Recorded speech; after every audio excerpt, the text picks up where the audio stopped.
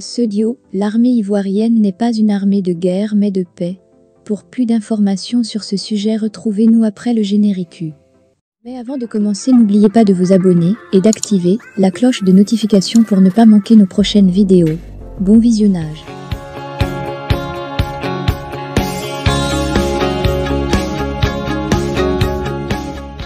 L'armée ivoirienne n'a pas été créée pour aller tuer les autres. Le président Houphouët-Boigny a fait mettre cette armée pour la surveillance du territoire et la sauvegarde de la paix. C'est pourquoi quand en 1999, ils ont lancé leur fatwa, les militaires ivoiriens n'ont pas été capables de riposter pour y faire face, parce que cette armée n'a pas été formée à des interventions musclées. Si le chef suprême des armées ivoiriennes veut se mettre au devant, sur le terrain, pour diriger cette intervention militaire, là, nous ne trouvons pas d'inconvénient, mais vouloir lancer ces militaires bourgeois à la pâture, nous disons non. S'il veut se fier à ceux qui l'ont aidé à prendre le pouvoir, il y a plus de 10 ans en arrière, beaucoup ont déserté, démissionné. Les braves d'hier ne sont plus ceux d'aujourd'hui, et il doit pouvoir lire entre les lignes, pour engager ses compatriotes dans une guerre qui ne les regarde pas. C'est le Niger qui a fait son coup d'État. En quoi cela peut-il donner des démangeaisons aux autres? Les militaires ivoiriens dorés, corpulents et engraissés par des salaires de fonctionnaires de haut niveau, ne sont pas aguerris pour aller faire la guerre chez les autres, et cela doit se lire dans leur ADN professionnel.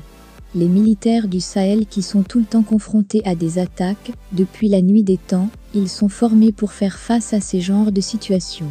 Il ne faut pas engager les militaires ivoiriens dans cette guerre à moins que le président Ouattara veuille les envoyer tous à l'abattoir, auquel cas qu'il en donne publiquement les raisons pour que les parents et les Ivoiriens soient au même titre d'information que lui. Qu'est-ce que la Côte d'Ivoire perd dans le coup d'État des Nigériens? Qu'est-ce que l'armée ivoirienne, qui n'a pas été capable d'aller au secours de leurs frères d'armée bloqués pendant des séminaires au Mali, vont aller chercher là-bas, si ce n'est pour aller se donner à la mort? Avec autant de réalisations visibles sur le terroir ivoirien, pourquoi le président Ouattara ne fait-il pas prévaloir la paix pour que ces réalisations servent à appâter que de provoquer des frères pour venir tout saboter un matin? Le président Ouattara oublie que la Côte d'Ivoire a plus d'ennemis et que ses prises de position sur certains sujets ont sali son image et terni celle de tous ses compatriotes. En sa qualité de fils politique du président Houphouët-Boigny, ses prises de position radicales de va-t-en-guerre, son père n'allait jamais s'y engouffrer et il ferait prévaloir la recherche des solutions, mais jamais la guerre.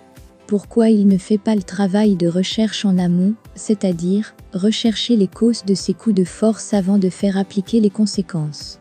Si tant est que l'ancien président Bazoum avait satisfait aux besoins de ses populations, est-ce que son armée l'aurait déposé en le mettant à l'abri?